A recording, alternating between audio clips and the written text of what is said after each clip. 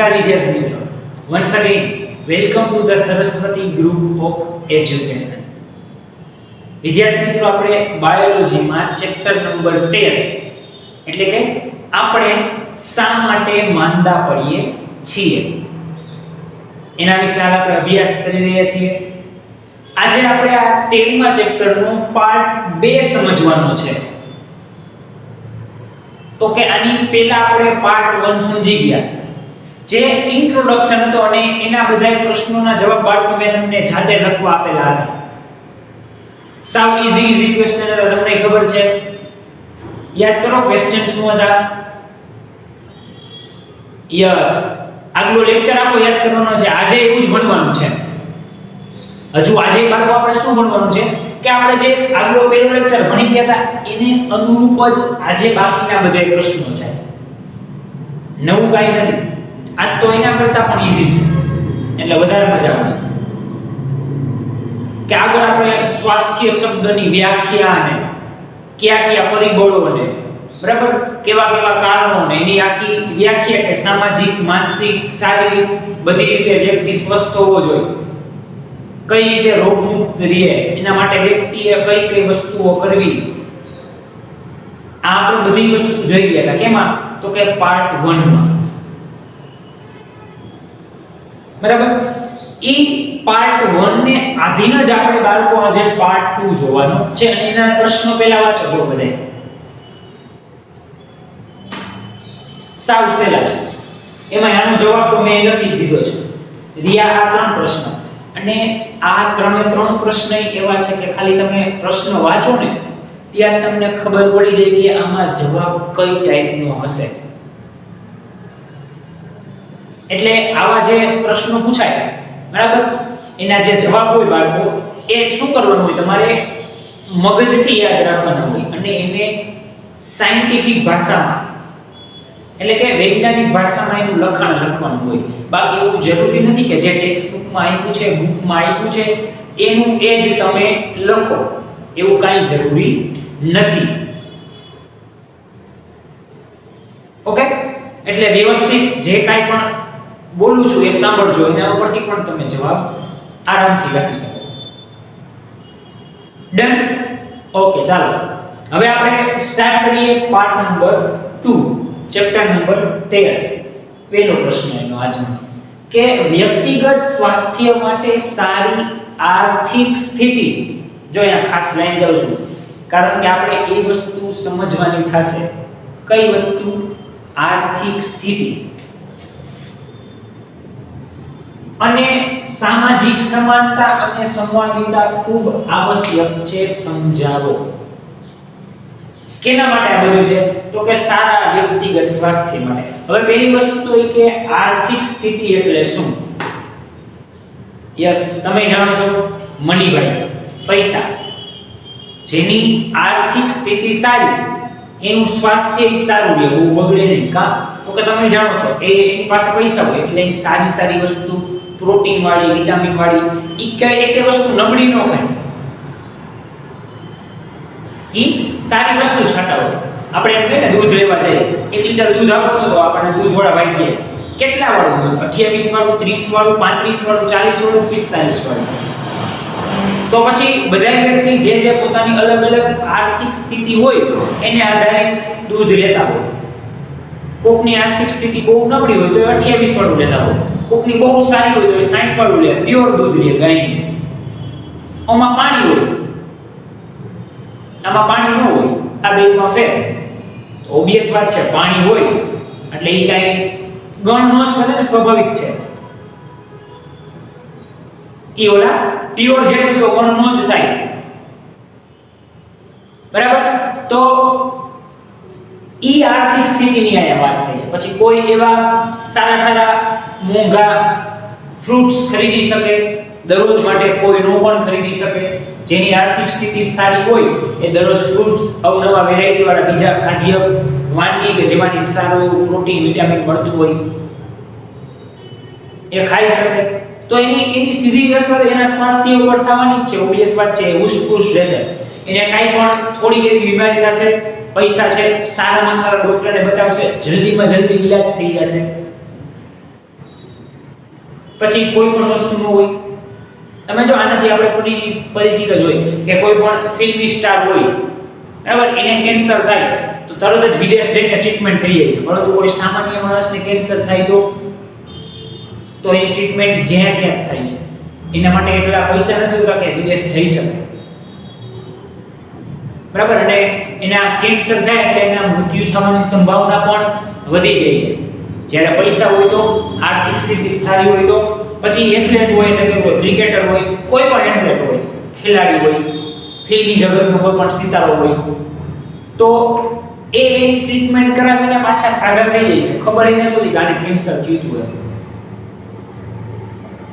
પણ જે નોર્મલ વ્યક્તિ છે, મધ્યમ વર્ગનો છે, એનાથી નીચેના વર્ગનો છે કે જેની આર્થિક સ્થિતિ સારી નથી, તો એ આમાં ઝપેટામાં આવી જાય છે.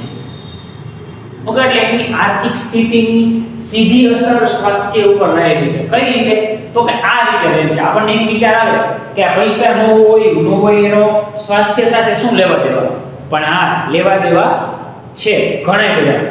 જેમાં મેં તમને સીધું જ કેન્સરનું ઉદાહરણ આપ્યું, બરાબર, કે એનું સ્વાસ્થ્ય સાથે લેવા દેવા છે. તો એનું સ્વાસ્થ્ય પાછું પહેલા જેવું હતું નતું થઈ જાય.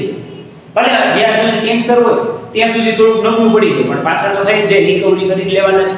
કામ તો કે એને ડોક્ટરે એવું પ્રોટીન આપ્યું હશે, એવા ખાદ્ય પદાર્થોનું લિસ્ટ આપ્યું હશે, એવી કાળજી રાખવાની કીધી હશે.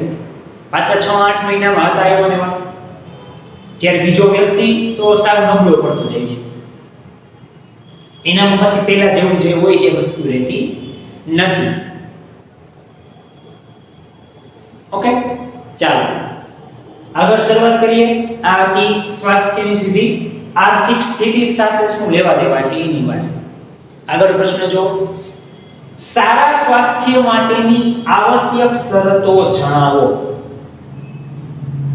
ઓકે, તો તમારું સ્વાસ્થ્ય તમારે સારું રાખવું છે, નિરોગી રહેવું છે. નિરોગી એટલે શું?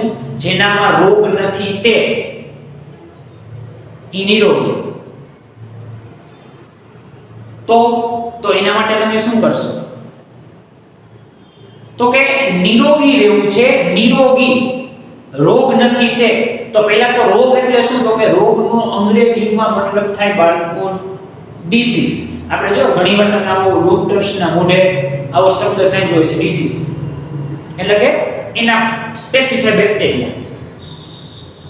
એની જો સંધિ છૂટી પાડેલી છે, ડીસ પ્લસ ઇસ, ડિસીઝ. એનો ટૂંકમાં ગુજરાતીમાં મીનિંગ શું થાય? તો કે આરામમાં ખલેલ પહોંચાડવું. આરામ કરતો વ્યક્તિ હોય એનામાં શું કરવું?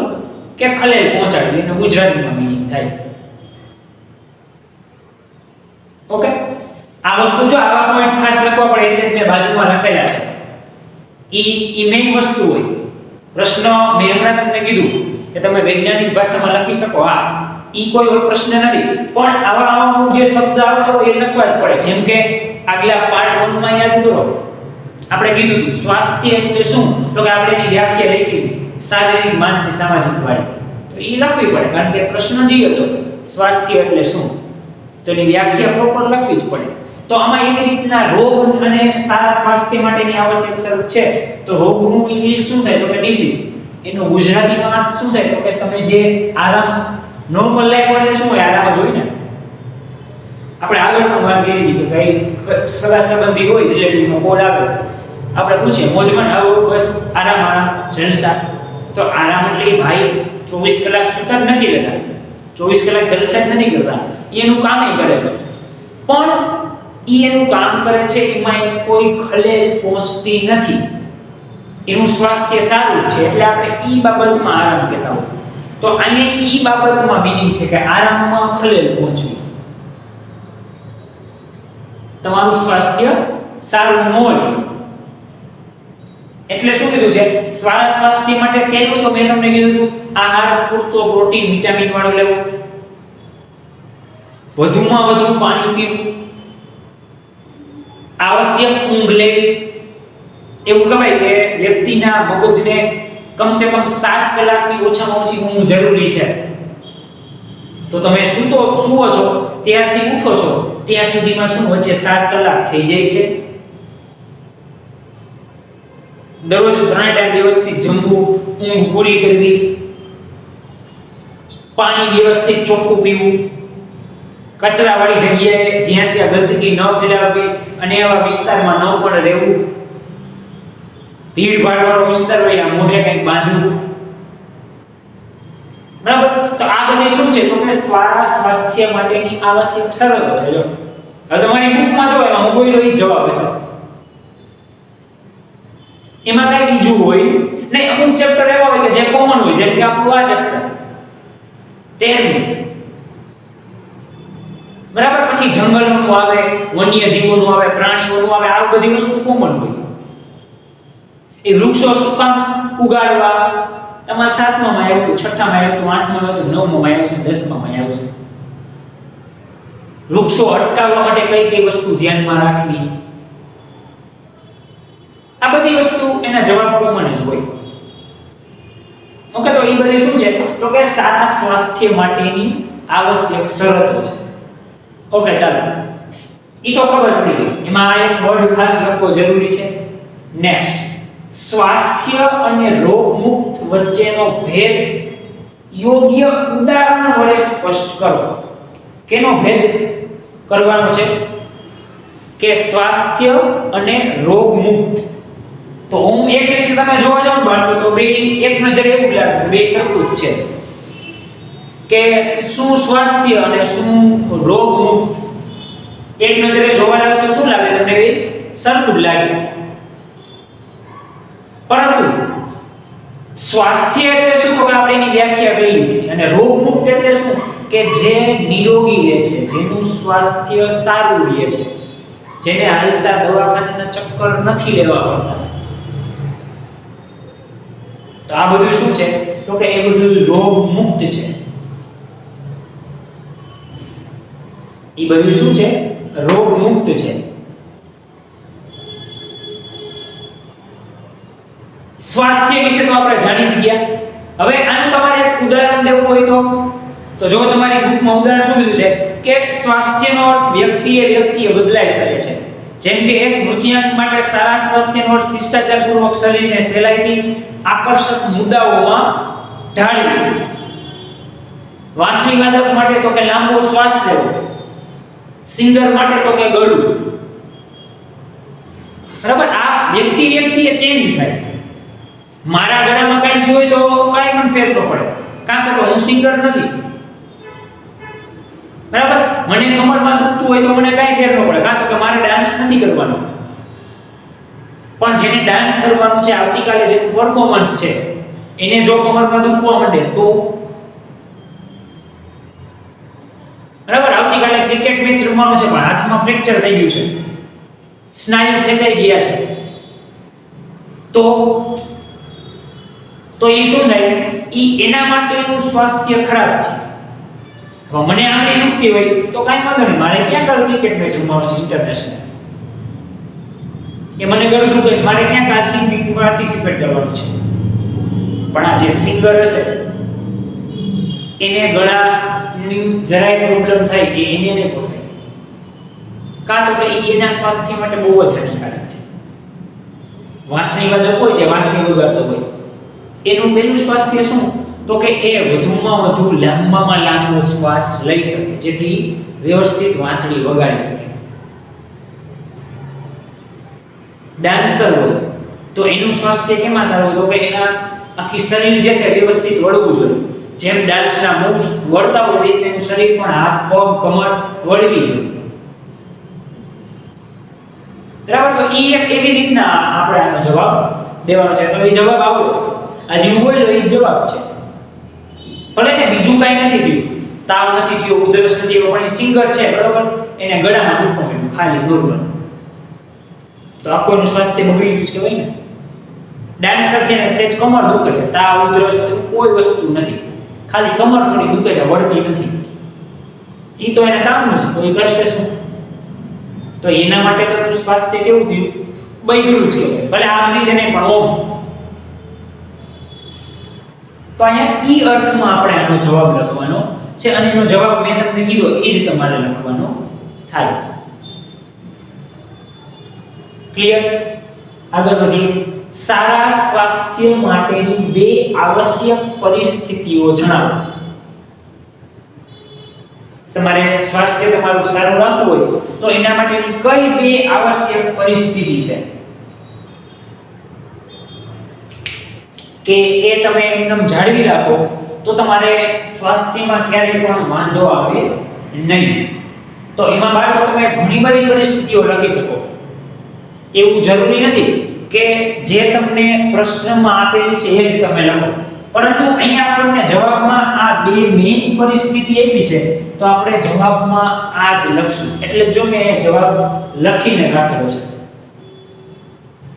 બાકી બધાનો જો જવાબ લખ્યા નહોતા.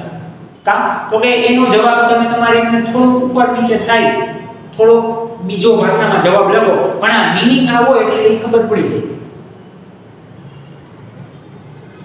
હું કહું તમને, ચાલો નવમો ઘડિયો બોલો, તો એક જણો નવમો ઘડિયો આમ બોલે, આમ લખે ટૂંકમાં 9 એકા 9.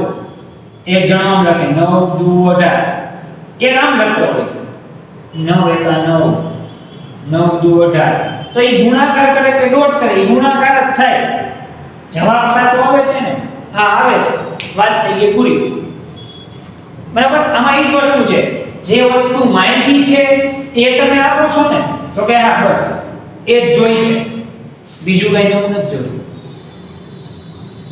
અને આનો જવાબ તો એવો હોય તમારે તમે ધારો એટલે આમાં લખી શકો. ઓબવિયસ વાત છે ને. અને ઉદાહરણ તમારે કેવા એટલે દઈ શકો. તો મેં તમને 3 એક્ઝામ્પલ દીધા. વાંસળી વાદકનું, સિંગરનું દીધું, ડાન્સરનું દીધું. ચાલો ક્રિકેટરનું દેવું હોય તો, ફૂટબોલરનું દેવું હોય તો કે એના પગ વ્યવસ્થિત ચાલવા જોઈએ, તબલા વગાડતો તો કે એના હાથ વ્યવસ્થિત હોવા જોઈએ, ડ્રાઈવ કરતો તો કે એના હાથ પગ વ્યવસ્થિત ચાલવા જોઈએ, ડ્રાઇવિંગ. બરાબર. આવા તો લોટ્સ ઓફ જે બિઝનેસ હોય એ બિઝનેસનું તમે એક્ઝામ્પલ લઈ શકો. એટલે પ્રશ્ન પૂરો ન થાય, પરંતુ આપણે એટલા બધા એક્ઝામ્પલ દેવાના નથી. સિમ્પલ 2 થી 3 એક્ઝામ્પલ ટૂંકમાં લઈને એનો પ્રશ્ન કેટલા માર્ક્સમાં પૂછ્યો છે એના ઉપર ડિપેન્ડ થાય. 2 માર્કમાં હોય ઓકે, પણ 5 માર્કનું પૂછે તો પછી 2 માર્ક જેટલું ન લખવાનું હોય. કારણ કે ઓબવિયસ વાત છે ને, માર્ક વધી ગયા તો પછી થોડું લખાણ પણ વધારવું પડે. પછી 45 શબ્દોમાં જવાબ ન આવે, એનો જવાબ પછી 130-50 શબ્દોમાં લખવો પડે. અહીંયા શું કીધું છે? સારા સ્વાસ્થ્ય માટેની બે આવશ્યક શરતોમાં પહેલી શરત કે શારીરિક, માનસિક અને સામાજિક રીતે વ્યક્તિ સ્વસ્થ હોવો જોઈએ. તો આ યાદ કરો આપણે બાળકો, આ વસ્તુ આપણે લેક્ચર 1 માં ભણી ગયા. શું? તો કે વ્યક્તિ શારીરિક, માનસિક અને સામાજિક રીતે સ્વસ્થ હોવો જોઈએ. આપણે ભણી ગયા પહેલા લેક્ચરમાં, આ ભણી જ ગયા. આ બસ આ જ વસ્તુ છે. શારીરિક એટલે શરીર પ્રમાણે, માનસિક એટલે મગજમાં, સામાજિક એટલે સમાજમાં એનો હાવભાવ, બીજા પ્રત્યે આદર, બીજા પ્રત્યેનું વલણ, આ બધું કેવું છે. યા બીજું તો કે આસપાસનું સ્વસ્થ પર્યાવરણ. હવે જો આસપાસનું સ્વસ્થ પર્યાવરણ છે ને, એ આ ત્રણેય વસ્તુને અસર કરે.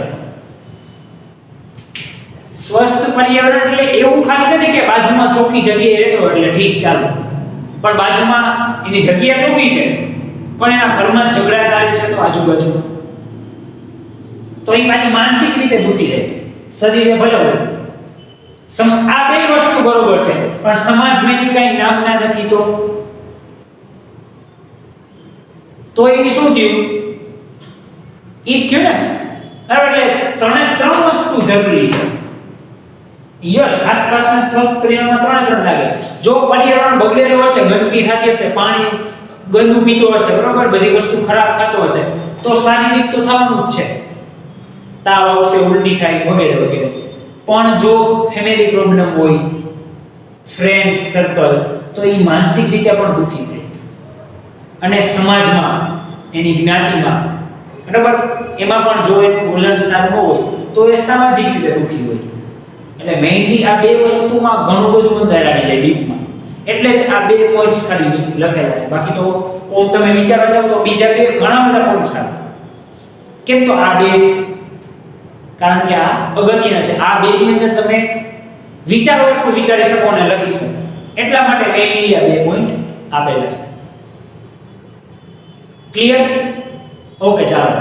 તો બાળકો એઝ ઇટ ઇઝ આ બીજા લેક્ચરમાં પણ પેલા લેક્ચરની જેમ અહીંયા 4 પ્રશ્ન છે નાના નાના, એમાંથી ચોથા પ્રશ્નનો જવાબ અહીંયા લખેલો જ છે. બાકીના જે 3 પ્રશ્ન છે એ મેં હમણાં તમને સમજાવ્યા, એ તમારે બસ મેં સમજાવ્યું વ્યવસ્થિત રીતે તમારે બુકમાં લખવાનું છે. અને આમાં જેમાં આ મુદ્દા લખેલા છે એ તો ખાસ જવાબમાં ક્યાંક ક્યાંક મેન્શન થવા જ જોઈએ. ડન? ઓકે, ચાલો. આ પ્રશ્ન લખી લ્યો, આવી રીતના આનો જવાબ એ લખી લ્યો, અને શોર્ટકટ પણ લખી લ્યો. આમાં આવું જ જોઈએ.